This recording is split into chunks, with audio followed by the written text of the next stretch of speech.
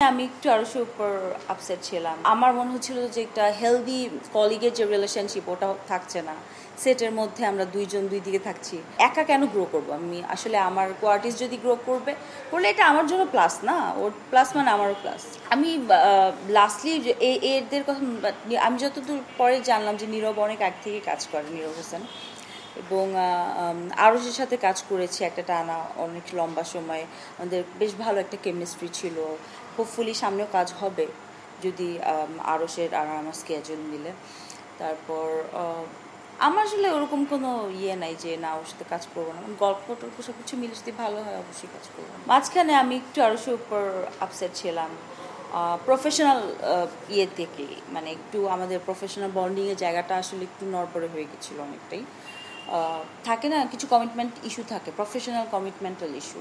So ওই জায়গাটাতে আমার মনে হচ্ছিলো একটু ঘাবলা হচ্ছে। ওই জায়গা থেকে আমার মনে হচ্ছিল যে একটা হেলদি কলিগের যে রিলেশনশিপ ওটা থাকছে না।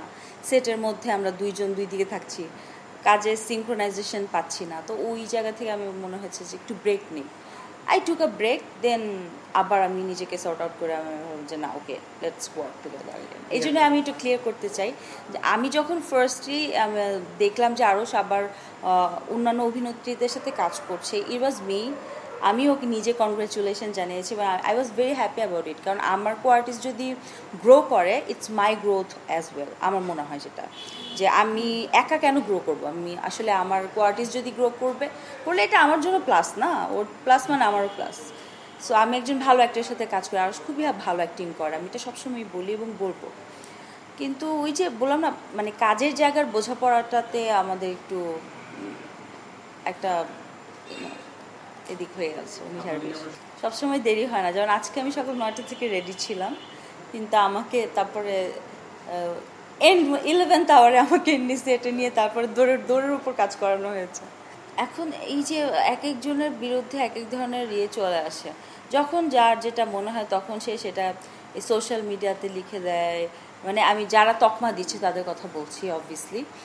আমার মনে হয় যে এইটার পক্ষে আমি অবশ্যই না। কারণ ছাত্র আন্দোলনের সময় আরশ অনেক সরাসরিভাবে যুক্ত ছিল। আমি নিজে দেখেছি যে ও কতটা এটার সাথে ইনভলভ ছিল। তো তারপর যখন ওই ছাত্ররাই বা ওই মানে ওখান থেকে আবার যখন ওদেরকে এরকম বাজেভাবে করছে, আমার নিজেরই খারাপ লেগেছে honestly. But I am not আসলে মানে ফর দিস থিং, নেগেটিভ কোনো কিছু আসুক। আমরা আর্টিস্টরা কখনো কারো খারাপ চাই না। এন্ড অফ দ্য ডে আমরা মনে হয় যে কাইন্ডনেসে বিশ্বাসী, আমরা মানুষের ভালোর জন্যই অনেক মানে আরেকজনের ক্ষতি হবে সেরকম কোনো কাজ আমরা চাই না করতে, মানে কনসিয়াসলি অবভিয়াসলি।